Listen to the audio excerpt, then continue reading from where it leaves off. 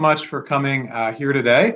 My name is Scott Edinburgh. For those of you I haven't had the pleasure of meeting or haven't seen other videos so far, I'm the founder of Personal MBA Coach, and I'm here with Ben from Tepper. So brief background about myself, and then I'll kick it off to Ben to run through a presentation. And following the presentation, we'll be coming back live, and we'll also have a second-year student to answer some Q&A.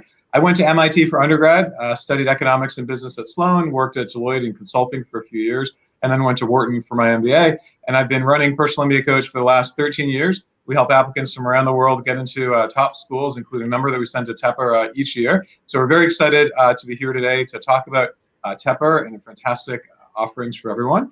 And so now, without further ado, I'll leave it off to Ben, and we'll be back in a little bit for some Q&A. Awesome. Thank you, Scott. Welcome, everybody. Again, my name is Ben Webb. I'm the Associate Director of Admissions for the Tepper School of Business here at Carnegie Mellon University. I'm excited to give this presentation here to talk about why the science of management and the art of leadership matters in the MBA program. I'd love for you to be able to enter any questions, worries, concerns that you have about the slide deck or about the program or about Pittsburgh. One of my colleagues will be in there answering those questions, and I can't wait to answer the questions afterwards with one of our current students.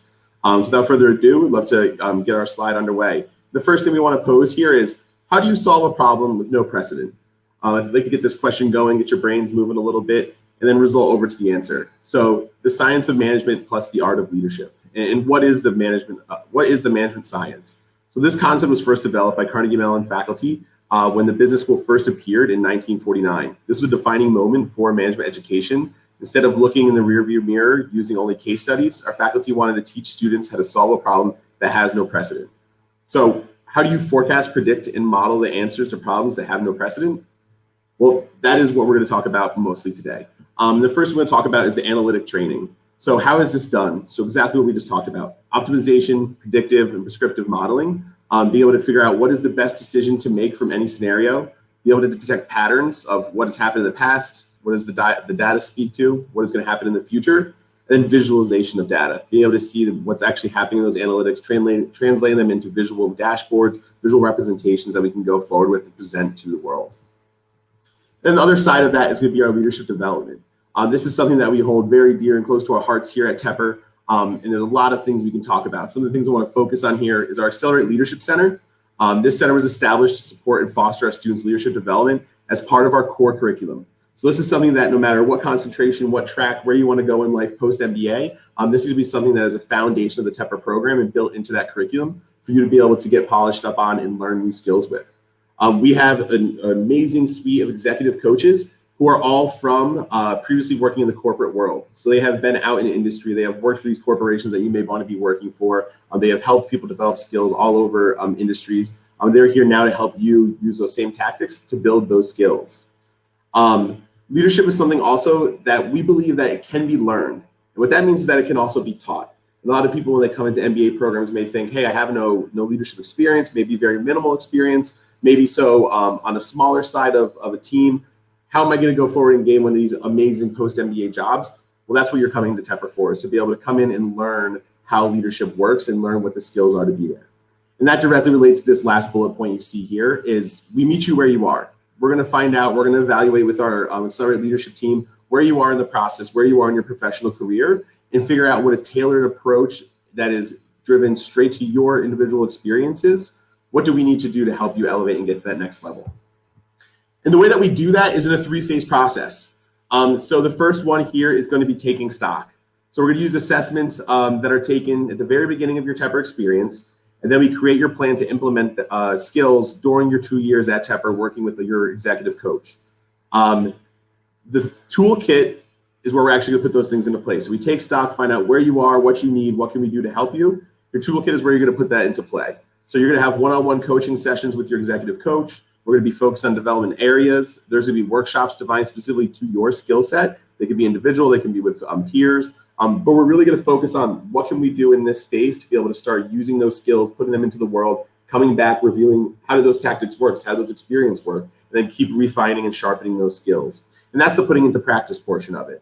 Again, your coaches are going to be evaluating how are we working through, where can we go and put this into practice? Is it joining the Pro Bono Consulting Club? Is it working in the Schwartz Entrepreneurship Center, your internship, maybe through the job hunt and those networking practices? So lots of different ways to evaluate that leadership development.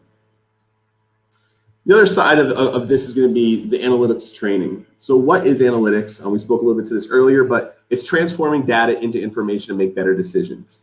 The tools that are included, and we'll see in the curriculum here, is your statistics, your probability, your mathematical modeling.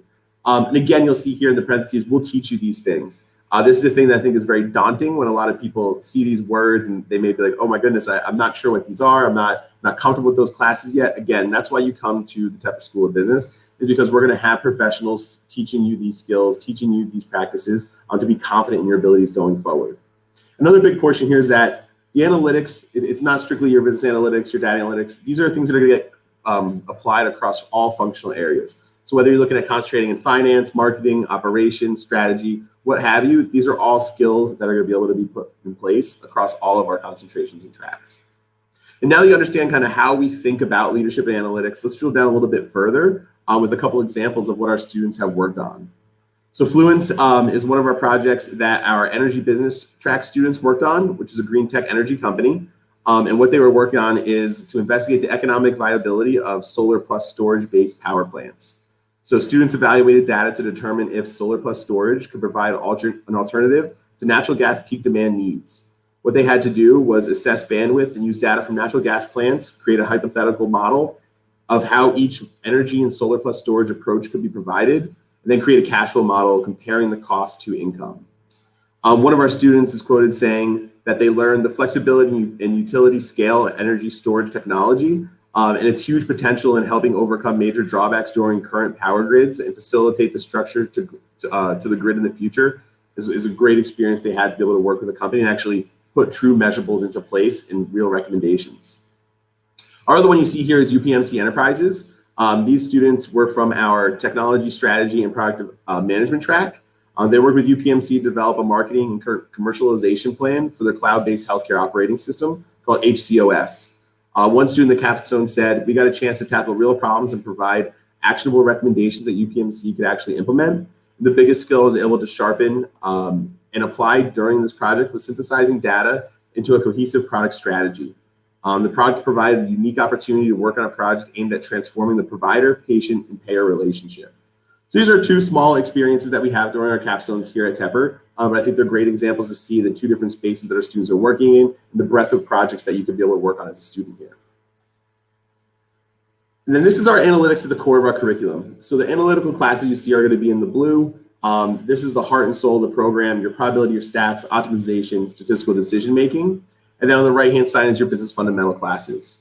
One of our professors, Mike Trick, is known to say, without data and models, you're just another person with opinion. These classes, these foundational classes are here to help change that saying a little bit and make sure that you're backing up an assumption and backing up your opinion with facts. So one great thing about the Tepper MBA is that the information that I just shared holds true no matter what delivery format you choose to prefer or pursue during your MBA. This is a very important slide here for students that maybe are in between. Do I want to go to an online MBA? Do I want to go into a flex MBA? Do I want to go into a full-time? One of the amazing things about our MBA program is that it is the same degree earned across all platforms. The full-time, part-time, our flex MBA also allows you to be able to transfer between those programs because the admission standards to get in are exactly the same amongst those programs. So if you're accepted to our full-time program, maybe something happens and you know the world throws you a curveball and you need to go into more of a part-time online situation, you can transfer into that program. It may extend your time in the program a little bit longer, but you'll still be able to get that curriculum under your belt. But also, their actual curriculum is the same amongst all these platforms. So the classes, the opportunities, they are all still there. So there is no wavering difference in the quality of the education you're getting. And right along with that is also your career, student services, your leadership development resources. They're all the same amongst all of our programs. Our Accelerate Leadership Center, our Master's Career Center are all here to help all Tepper MBAs. This is a great slide. I'm hoping we'll pose some questions for some conversation afterwards. But we offer 12 different concentrations, and we offer 5 tracks along with 5 dual degree programs. The primary difference you're going to see here is concentrations are a little bit more customizable, where you can decide to take 1, 2, 3 of these concentrations, figure out, hey, where's my skill set maybe a little bit vulnerable? I have some gaps in my skill set. So you can pick those classes, get those skills, then fill those voids. Business tracks are where maybe you know, okay, no matter what happens in the world, I want to go into business analytics. You can take that track, it's predefined, pre-laid out for you. You can follow that track all the way through the program. Our 5 dual degree programs obviously have different admissions processes for both of those. They also extend the program a little bit, obviously, due to the fact that you'll be getting 2 degrees. And John, my colleague that's in the chat there, he's actually our lead recruiter for those, so definitely feel free to ask any questions about the dual degree programs. A couple of outcomes by the numbers here for the 2019 class. Just some statistics you can see. You can also see these on our website under our career model. I'll just hold this up here for a couple of seconds, then we'll move on because I know we have some questions coming through. Some industry employment numbers for 2019, big area a lot of you are looking into. Obviously, technology and consulting are in the front runners right now. 31% of our students are each going into those industries, and then scattered amongst energy, consumer products, financial services, and so on. And then by function. Again, consulting that 31%, marketing, technology function, so on and so forth. Obviously, great diversity amongst where our students are going, the industries they're getting into. Then obviously our employment geography. 92% of our class accepted jobs in the US, 6% in Asia, 2% in Europe, Latin America, and Australia. So great diversity, and I think this is an area where a lot of people may get concerned about, hey, I'm going to school in Northeastern Pennsylvania, but I want to end up in the West Coast. Obviously 30% of our students are going that way. So the area of where your school is may not be as important as far as how well their placement assistance is, their career coaching teams are to be able to get you to that company in the area in which you want to be in. And that'll lead to our amazing top employers. Obviously, again, you're seeing a lot of our consulting firms here, a lot of the big tech firms. Another thing I'd like to talk about here a little bit is obviously Pittsburgh. If you've never been to Pittsburgh, if you're new to the area, you're wondering what it's like, Pittsburgh is a very vibrant cultural city. It's consistently rated as one of the top places to live for young professionals. Compared to 62 of the largest U.S. cities, Pittsburgh comes in number 3 as best cities to live from Wallet Hub. CNBC named Pittsburgh to be the 2nd best city for millennials. So a lot of really good things, a lot of amazing things. If you're a sports person, you'll live in a sports city. It's fantastic there. If you're a foodie, this is the mecca. There's amazing amounts of food for you to be able to experience, and always something new to be able to go out and experience for life in the city.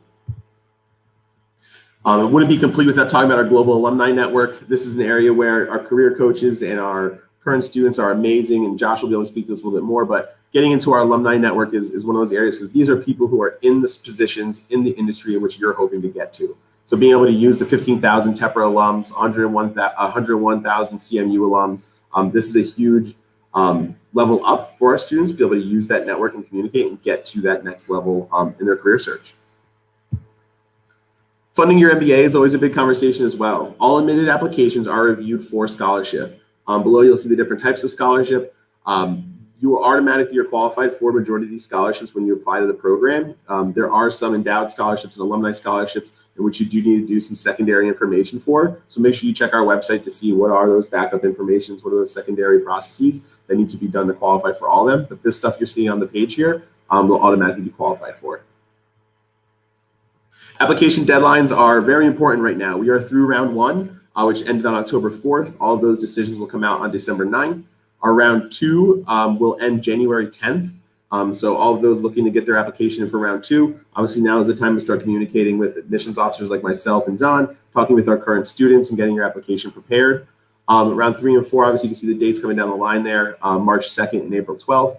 Definitely, please feel free to reach out to any of our admissions officers to talk more about those deadlines and the application process. Going into our last slide here, just want to wish everybody good luck as you go into the application round 2. There's various ways for you to communicate with our team. We'll have Discover the Difference Tepper webinars coming up here in December. We have online chats going on daily. Feel free to communicate with any of our current students under our ambassadors page on our website. And also feel free to contact admissions with that phone number or email address listed below. So at this point here, I'd love to welcome Scott back and love to welcome my current student, Josh Kaplan, to introduce himself and answer any questions that we can during the time. Great. Well, Ben, thanks so much. Super helpful information for everyone here. Just want to call out for those folks watching, if you want an opportunity to speak in a small group setting with Tepper Adcom, you will have that opportunity next week in the GMAT Club MBA Spotlight Regional Fair. So definitely, sign up to join them in the Zoom room using links in the comments here. So yeah, Josh, please, why don't you go ahead and introduce yourself a little bit to the audience, and then we'll start it off with Q&A. Yeah, thanks, Scott, and thanks, Ben. So my name is Josh Kaplan. I'm a second-year MBA student at the Tepper School of Business. I came to Tepper after 6 years in the chemical manufacturing industry, doing production plant operations, day-to-day activities, small projects supporting our team that was making our product, which I did after getting my degree in chemical engineering at Northwestern. Here at Tepper, I've been mainly focused in operations and energy. So I'm part of that energy business track that Ben talked about earlier. And if people have questions about that, I can answer more about tracks and concentrations and how I picked those. I'm also involved with quite a few clubs, including the Operations General Management Club, the Energy and Clean Tech Club, as well as our Tepper Women in Business and Men as Allies Club. Over the summer, I worked at Blue Origin, which is a rocket company doing commercial sales and strategy, and I can answer more questions about that and how Tepper prepared me for that opportunity. And I haven't decided what I'm going to do next year, but I'm actively recruiting for various roles in operations, energy, and the space industry as well. So more than happy to answer questions about that. Also, Pittsburgh has just been awesome, so always got to pitch Pittsburgh.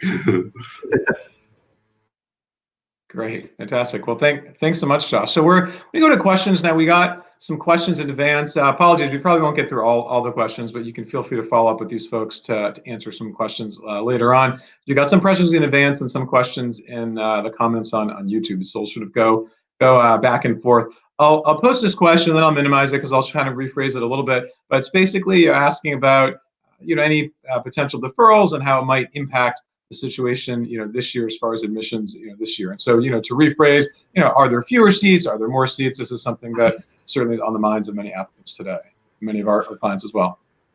Yeah, I think obviously with the COVID-19 situation happening in the world, we wanted to be ahead of that and make sure that we're accommodating our students in the situations that people were getting put into. So we did offer those deferrals and refunds last year. Those deferrals are obviously having their seats to come forward in this year. Typically, our class usually ranges between 200, 250 students. Usually we end around that mid 200 portion area. Obviously, those deferrals have those seats to take if they want, but we're looking to still fill 250 seats going forward for this year. Like I said, usually we'll end up around 200, 215, but we're looking to go to that maximum capacity of 250 students if possible. I think one of the big things that everybody in this industry needs to keep an eye on, that we're definitely keeping an eye on, is it smart? Can we actually make that happen? Will the coronavirus subside? Will we be able to have that many students in our building, our facility? We're very fortunate. I think Josh can talk to our building a little bit, that we have a lot of space. So our MBA portion of our building, we have some beautiful classrooms. We're able to do things safely and responsibly by limiting the students in the classroom, having that hybrid format that we have right now. So I think that as news and information about vaccines and possible solutions to the coronavirus go forward, I think that's going to really determine what we can responsibly bring in for students and keep our students safe while they're on campus, but still have that quality education that goes with the Tepper brand by having that hybrid on-campus and online situation. So I think that's really where we're looking at. Our perfect world, if everything goes back to the new normal, I guess we'll say, we'll want to have that 250 students filled in this class. Great. Thank you. So, this is something that a lot of our clients at Personal MBA Coach are sort of asking about. And from what I hear, folks are doing pretty well as far as recruiting. I mean, that slide that you showed, the numbers looked pretty solid. But I'm curious, to hear a little bit about, have there been any impacts on internship or full-time offers, international students versus domestic students? And then are there things that the school is doing, to try to help the situation? Josh, you want to talk a little bit about your search if you have anything to put into it? If not, I can kind of talk a little bit too. Sure. So I'd say the first thing is that the Master's Career Center at Tepper has been super supportive with everything that they can possibly do, whether it be just providing guidance and support and assurance to the students through their process, to utilizing and leveraging our alumni employee networks, as well as just other firms and groups that have always been friends of Tepper in many ways, while also leveraging and working with some of the other schools to share information, gather information, to provide and give us a good sense of what's going on. So our students have seen sort of most of the internship opportunities were able to remain, and most of the internships ended up being in remote over the summer. It's still hard to tell what it's looking like for the summer, but in general, I think what we've seen is that the challenges for international students are similar on a policy standpoint for coming to the school in general as they are for the internships. We did add get our program certified as a STEM MBA program, which provides an additional opportunity for the visa process. I don't know all of the details. I'll let Ben talk about that more. But it was a super exciting event when that happened, and going in there and sharing the excitement with our not just our upcoming students, but also backdating it to the 2 classes that were enrolled, my class and the year above last year when it occurred. Yeah, I think that's a great conversation to talk about it. I mean, the STEM designation came last year, obviously giving you extra OPT on the back once you graduate the program. So obviously companies that are looking to hire students, specifically international students, they know that they have a little bit more time to be able to have them as employed in the States and so on. But I think a good thing to talk about here too is the Master's Career Center. Josh talked about. They're amazing. And some things that I think are unique about that program is we have 13 coaches that are coming from industry. So I talked a little bit about that in the presentation there, but they've been in this industry. They know what it takes to get there. They have the connections. They know what the resumes need to look like. And I think that fact of having people who have lived this life and have the insights to be able to help coach you a little bit more sharper than maybe some other places to be able to get you through the door and have those conversations is a big upper hand. Steve Rockus, who's the executive director of that program, I believe he's been here for 15 or 17 years. He's been through recessions while at Tepper. Well, this is a whole different type of a beast of situation happening. He's been here before, and he knows how to have those relationships and work through and continue those companies coming back and engaging with them and having them look for the Tepper students. So I think those are some big things to think about when you're looking at your schools. Great, fantastic. There's a question around in-person versus remote learning, and I know this is not something that's really easy to answer what's happening in the future and how are things sort of changing and adjusting. But I guess what are the messages that you'd like to send out to folks? Thinking about our audience is really global, and a lot of people maybe aren't sure a lot of the differences across markets and just sort of throw you a bone. I feel like the situation in Pittsburgh might be a little bit better than in some other markets. So, how are you sort of communicating this to folks with the understanding that we don't really know what's going to be happening going forward? Yeah, I think I'll jump in, and Josh, you can kind of talk about your experience. But I mean, I think there's a couple of things that obviously everybody in this industry right now is looking to keep our students safe, right? We want to make sure our campuses stay open. And I think we're able to make a good decision of looking at the hybrid format of how can we balance sometimes we're in class, sometimes we're in person, having the restrictions, cleaning our classrooms. And I would say that process is probably going to stay going forward until something drastically changes, that we can fill a room with students and be confident that we're keeping our students safe and we're responsible for those students. So I would say that the process that we're going forward is going to be in that hybrid format. Again, the university upper hands are going to have a lot more to say with that than I am, but that's what I would say I see going forward from here out until something happens. But I think that also the call to attention is online learning is not something new to Carnegie Mellon.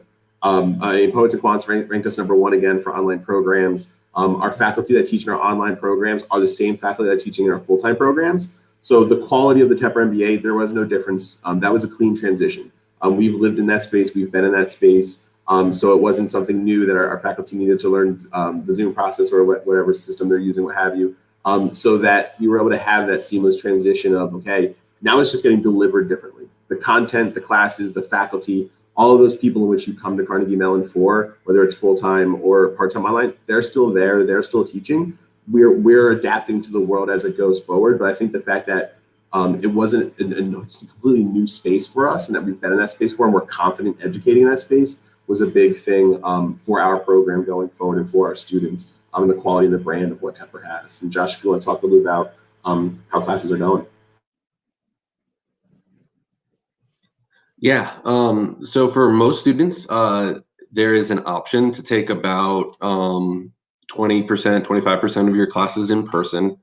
And that's so that we can provide adequate distancing and things in the classrooms itself, but it's not required. So if you're not comfortable or if you can't come to campus for whatever reason, you aren't required to be there for those classes. But for those, since it is a big part of the in-person full-time MBA that many of us signed up for, the school has worked very hard to be able to provide those experiences for us. And it's made it, it's brought a little bit to that. But on the flip side, just as Ben said, professors have been leveraging in their experiences with the online program to help benefit us in the full-time program, as well as we've been leveraging our friends in the part-time program to help us learn and get a better experience. So one of the things I think is a testament to the Tepper community is we try to make it all one community with the online and part-time programs with the full-time in terms of common clubs and other activities. And so when we all got sort of pushed into a virtual world during the end of last school year in the spring, we reached out to our part-time friends that have been doing online classes all the time and asked them for, best practices, best tips. How do you do this? How do I make Zoom work? And things of that nature. And they were more than happy to help us out, to help us get that started. And then the professors brought in things like asynchronous content. So if, say, 20 minutes of the class was just going to be the professor lecturing, maybe that professor would go make it a video that we could watch on our own time and then focus the time that we have as a group in class for an in-depth discussion, maybe a debate or a discussion or an example problem or something of that nature that we wanted to cover together as a group. So they did. Honestly, I'd say I'm very happy I'm at Tepper. With regard to COVID, I don't know anyone could have done it any better. And so very happy to be here. Yeah, and I can't emphasize that enough, because if you think about it, not every school, as Ben and Josh mentioned, had lots of experiences with delivering online education and what is new. So definitely fewer hurdles to overcome here. So here's a question about work experience, and I'll rephrase it a little bit here. How do you think about work experience when evaluating a candidate? Number of companies, number of years. We obviously know like the average number of years, but focusing on like number of companies. How does the number of companies impact someone's candidacy one way or another? Yeah, so there's a couple different ways you can answer this question. I'll try to keep it as short as possible so we get some more questions in here. But I think we have people with no years of work experience. We have people with 8-10 years of work experience. Our average is 5.7, so round up to 6 years of work experience. And I think that there is no minimum, there is no maximum. It's about obviously what are you looking to do with your career will help you determine which type of MBA program you should be going into. As far as it impacting your application, I think that you need to take a look at, if you have 3 years experience or 7 years experience, you need to be able to pull out what you've done at that organization. What are the skills in which you've gained? What are the transferable skills that you've had? What's the impact that you made there? Because we want to look at that resume and say, okay, we can see it at these 4 jobs that you've been at. You've been promoted, you've made a significant impact, you have some quantitative measurements we can look at, and we see you being able to take those skills, develop them greater through our program, and then go after your post-MBA goal, and we can see that pathway. You've been here, you want to go there. Tepper's in the middle to help sharpen and create those things and get you to that goal. So I think that being able to really articulate what you've done at those jobs, at those at those places is very important, no matter what amount of experience you have out in industry. Because you could have 3 years experience, but have done more in those 3 years than a person who sat at a junior role for the past 6 years. So I think it's really focusing on what you've done, the impact you've made, and the skills in which you've gained there, you're bringing to the program, you're bringing to your post-MBA search. Yeah, I guess the piece I'd add on that, just for example, so aside from working at a summer camp briefly during college, I've really had one company that I worked at before Tepper for all 6 years, plus the bulk of my undergraduate internship, and that worked out just fine. I would, one of the pieces of advice I'd give to prospective students looking at MBA in general, not just Tepper, is try to get a couple years of work experience, just because there are some post-MBA roles that do require 3+ years of experience on that application. As well, it helps you fill out a wealth of background that you can draw from for those interview answers, whether it be, leadership situations, teamwork, problems, data, whatever that question is that you're going to get in your interview, helps you fill that out a little bit better and have a more wealth of experience that you can share with your class at business school, but also with your next employer that you're looking to go to. And then one thing I'll add here as well is that experience is different for everyone, and it's as Ben mentioned a little bit, it's not just years. I chatted with a good friend and a former client of mine just today who I worked with back in 2013, and we applied when he was 19 years old, but he had been doing a lot of things in college and just had a really kind of interesting background. So Josh, here's a question for you. How did you prepare yourself before joining Tepper? And I'll ask some additional details here. A lot of our clients at Personal MBA Coach are like, okay, now Scott, I got in. What classes do I need to take? What do I need to do online? How do I need to get myself an internship and all those things? So maybe tell us a little bit more about your experience, what you did, or maybe what you didn't do. So in terms of the post MBA offer, so getting into MBA programs and showing up at Tepper, I don't think I actually did it very well. So it'll be more on suggestions. I'd say the number one piece of advice I'd give is give yourself a couple of weeks to get settled before you start your MBA program in your new location. Assuming that you're moving, I know that might be a little different this year, but hopefully you'll still be moving to a fun new location for your MBA. I basically quit work on a Friday, started a drive 2 days later to move myself from Texas to Pittsburgh, showed up in Pittsburgh the following Friday, and then showed up to class 2 days later. Or I guess it was the first thing of our base camp, which is our sort of orientation program, 2 days after that. And so I was still doing things like getting the gas turned on in my apartment and getting everything set up during base camp. And that was a lot of stress. So taking the time to get your life sort of set up, get your new driver's license, figure out parking, all the stuff for your apartment, all that, get it all done in advance, because it is going to be a whirlwind of experience, and you're going to want to spend all the time you can doing the club activities, your classwork, meeting people, just going and getting to know your peers during that orientation in the beginning of your program. That's one thing. I'd say in terms of actual skill sets for things like recruiting, I didn't do much. There are some great programs. There's one called Wall Street Prep that I know a lot of people have done to help them get ready for finance type of internship applications. There are also some great programs with the Forte Fellows and the Consortium group that help a lot of students get ready for interviews. But in general, I'd say the other thing to do is take a couple of moments to reflect on your previous experience and start thinking about, well, what's on my resume? What do I want to use for those interview question or answers? Like, what are the basis of some of those star stories that you've probably heard about that you want to use, just to help get yourself ready for that experience. I know one of the other questions that comes up with Tepper is often the quantitative side, the math, the calculus, the things like that. So Tepper offers a great calculus course that you can sign up for if you're less sure about your calculus, to help basically brush you up over the summer. And then we do a little bit more of it for everyone during our base camp program. And that'll help you get up to speed, whether or not you have, a PhD in applied math coming into Tepper, or you haven't taken math since junior year of high school, and you got a beautiful liberal arts degree. So that everybody can be ready to tackle those quant skills.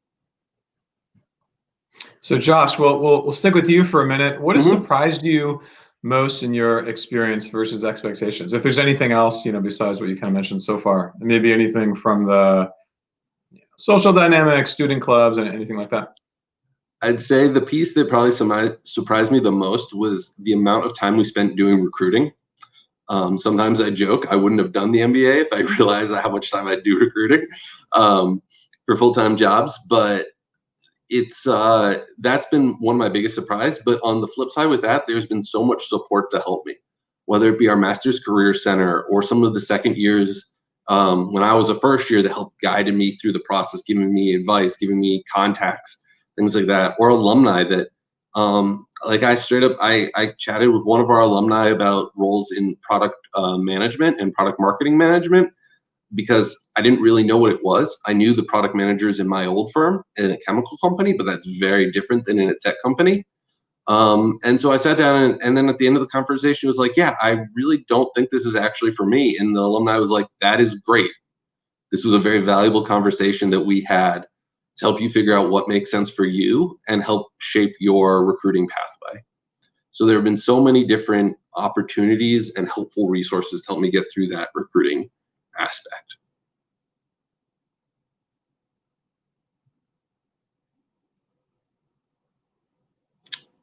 You're muted, Scott. So there's apologies.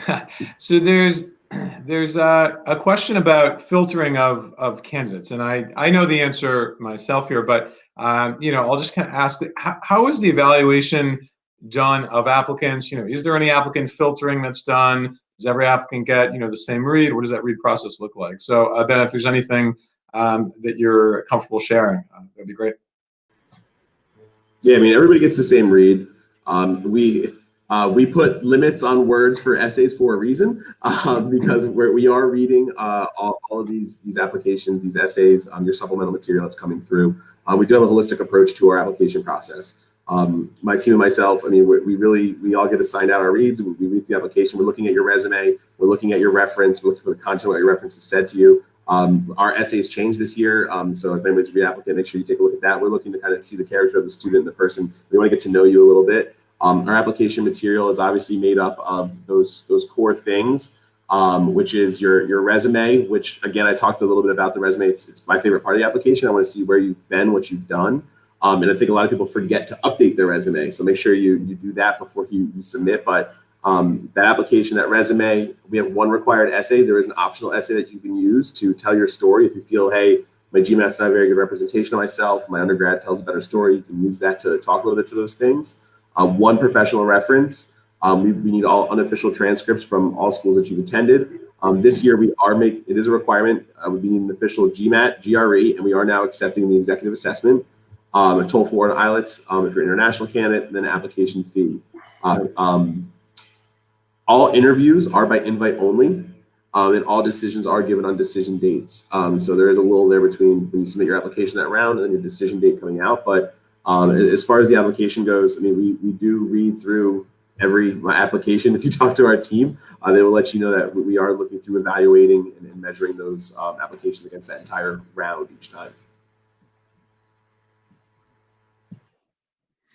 So, Josh, another one for you. So, coming from Texas with an energy background, how, if at all, did geography influence your decision to attend Tepper? So, this might not be the exact answer that you're thinking, but I had grown up in DC, and I was really looking for an opportunity to get back into a Northeast city. So a lot of the schools I applied to were Pittsburgh, Philly, New York, Boston, Chicago area in general. And so that's kind of that's how geography impacted my decision. That being said, for a lot of, say, energy, if you're interested in staying, coming from energy, looking to stay in energy, or coming from something else and looking to go into energy, Tepper's got a great program to help with that. And a lot of the companies will recruit and be open to candidates from across the country, not just looking in their specific geography. So, for instance, we've had students apply to jobs out in Southern California for energy, up in the Northeast, in the Pittsburgh area, in Chicago, in Texas, all over, knowing that the school might just be the place where you're getting a lot of additional skills, but then looking to go elsewhere. Great, thank you so much. So we'll shift gears a little bit. I have a couple questions on diversity. So this question is about the fact that the application essays, quite different from what some other schools are asking for as far as how diversity is shaped who you are. What are some key points you're allowed to mention in a video like this, that Adcom are looking for in response to this prompt? Or said differently, how did you kind of come up with this essay? Yeah, so I think obviously we've had the same essay for a little bit, and we're trying to change things up a little bit, go some fresh eyes on some things. Yes, I mean our essay right now is revolved around diversity and how it kind of helps create you, and I think we're really looking for the human aspect at this point. We want to hear your story, hear about what you've been through, what's made you the person that you are today. How did you create the brand in which you're bringing forward into your industry and into the university, and how and kind of what have you been through, and how is that going to help shape you as a Tepper alum as well. So I think that the adversity is really, it gets to a point where the stories that come from here are human attachment stories. These are things that happen to people. They came through them stronger. They tell a tale, and it really gives us a very good idea, a very good image of who you are and what you've been through and the person in which you've become. And I think that's something that we're focusing on is the type of people that we're bringing into this program, and want to just get to know those students. When you talk about community and culture, and Josh and the students that he's experienced and the friends that he's made and the diversity we have amongst the program, I think that diversity gets us to really know in a virtual world a lot about these students. A lot of times we're shaking hands, we're having dinner, we're traveling the world together. We get to see each other multiple things, and this gives us a little bit of a different lens into what story do you choose to tell, what experiences do you choose to talk about, and how have they made you who you are, right? I think that going to undergraduate school is a big influence. Where you pick your undergraduate is part A of forming yourself, and you grow up while you're there, then you go into industry. And the next portion is picking this MBA program, right? The career path you go on is strongly based off the experiences and ties you make here. So I think we want to hear about the first portion of, like, what was an experience you had that helped make you there, and how is that going to transfer over into the Tepper world? Great. Well, so then a follow-up question, more so about Tepper, almost if you have to answer an essay now. How does Tepper approach the topic of diversity, and what are some things that Tepper has done this year or in the past to ensure that everyone is really supported on campus, and especially in a hybrid / remote environment?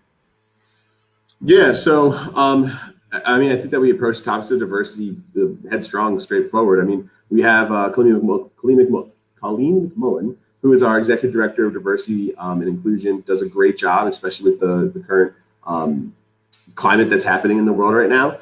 We've done a lot of trainings, a lot of group conversations, a lot of book reading, a lot of talking about things that people sometimes aren't comfortable talking about, and bring them to the top surface to be addressed, and make sure that we're in that conversation of what can we do to make sure that we're giving our part, right?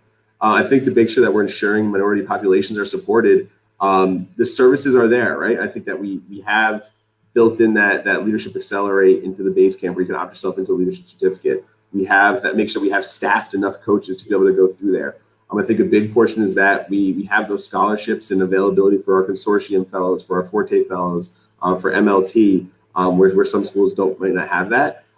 So I think that there's a couple of different ways when you can define what support is. But I think that we have a lot of those areas covered, from support as far as being part of organizations that represent underrepresented minority groups, in helping them coach through the MBA process, get early action to interview processing, early exposure to companies, a financial aid portion of that, but also just making sure that we're ensuring that we have a team that's large enough to be able to support all of our students in any ways in which they need, whether it's leadership communications, hard leadership skills, resume reviewing, coaching, and obviously having Colleen in her office as a whole here for any other social issues or any things that they want to talk about. The university as a whole has put out a reach for, I believe it's a new vice president of diversity and inclusion also at Carnegie Mellon.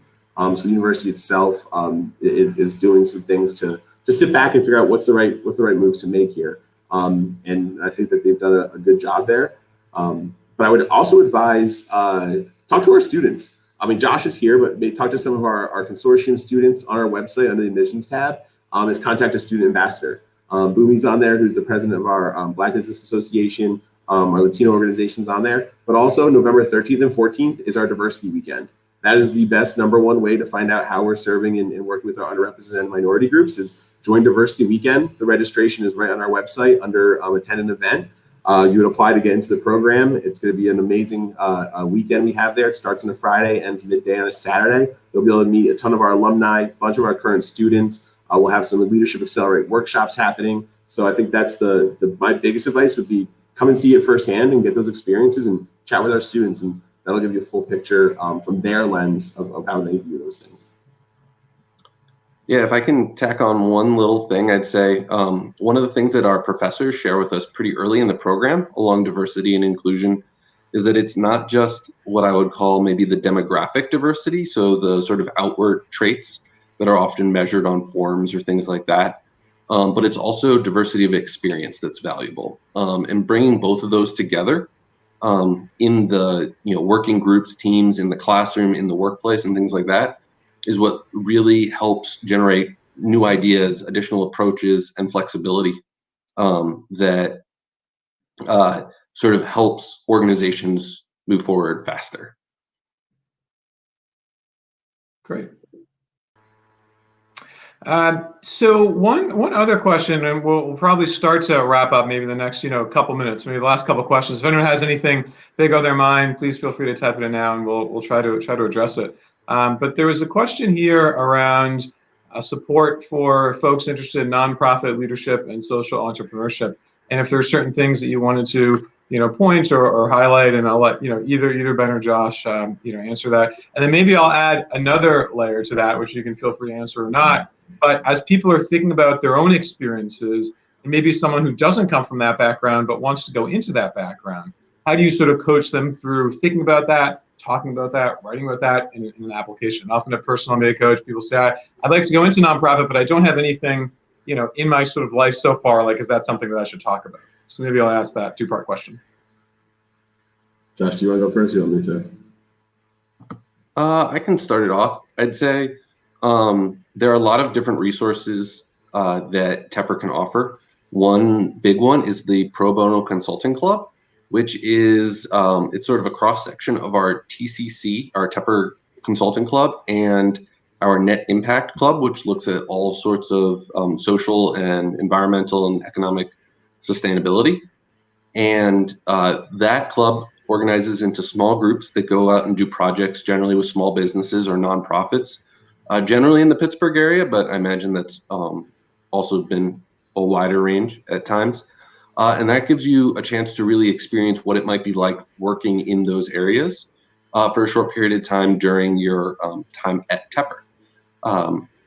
Then students will often build on some of those experiences, both in the entrepreneurship space as well as even in the larger firm space. So we have students that go into roles, say in the sustainability offices of large corporations, or into the CSR or D&I organizations of various companies, and really promoting that, as well as learning skills and ways to promote the various values of social entrepreneurship within the company as a whole, as maybe just your job title doesn't say it, but you're going to help promote that within your group. Yeah, that's a good job. I think the two things I would add there is obviously the Graduate Entrepreneurship Club. Your club's a big portion of your life here. I mean, I think that when you look at an MBA journey, you have your career search, your education, and your social portion. And 40 active professional and non-professional organizations is a big part. That's where you're going to find the Pro Bono Club, the Graduate Entrepreneurship Club, and a lot of other range of things. But also the Schwartz Entrepreneurship Center is in Tepper. So it's on the third floor of the Tepper building. There's 84 active startups up there. You can go on the website, see a full list of what's going on there. That's where Duolingo came out of. It was Project Olympus while I was here on campus. But definitely, I mean, those areas, I think Josh hit it right on the head. Those organizations, those clubs, take a look through there. As far as coaching resources, again, those resources are here. They're there. They're the same across the board. But we have industry professionals from those areas that can help coach in that aspect. Fantastic. Great. Well, as we wrap up, I'll give a closing thought, and then I'll look to each of you, Josh and Ben, as well. First of all, everyone on the line here and on YouTube and Facebook, et cetera, thanks for coming. Really appreciate the questions. I've done a lot of these both as a moderator and panelist. They're not fun without good questions, so really appreciate all the questions. Spend some time, right? Do research, figure out the right programs for you. Talk to students. I always think talk to students is the best. And stay safe, everyone. And so, Josh, Ben, if you have any closing words, happy to hear. Yeah, sure. I can start. So I'd say throughout the whole admissions process, our admissions team is pretty good at getting a sense of who you are and how you'll collaborate with the Tepper community. And one of the big questions I get a lot in the admissions space, just talking with prospective students, is like, what is specific to a Tepper student? And I'd say the only thing is our collaborative nature. We are very collaborative. We love to help each other out. We're more than happy to go out of our way to help each other. And so when you're doing your application, keep that in mind and think about how you're answering the question of what will I contribute to the Tepper community?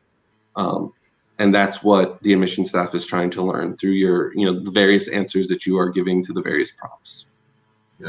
Yeah, that's a great statement there, Josh. I think my last closing words is, I mean, it's a different time right now. Usually you'll be able to come down to campus. You'll meet Josh. He's always in our office. You'll meet myself. You'll get to do your in-person interview. And I think you want to be able to grasp the concept of where you're going as virtually as you can. So come to these events. Come see us at the regional events that we're doing next week. Josh is heading up an amazing student ran Ask Me Anything. They have one coming up on the 28th. That's listed on our website. Our diversity weekend is coming up. We have a Tepper Talks coming up on October 29th, focused on our Master's Career Center and our Leadership Accelerate Center. If you want to hear more about them specifically, keep engaging with us. I think that's the biggest thing, is engage with our team, engage with our students, learn as much as you can.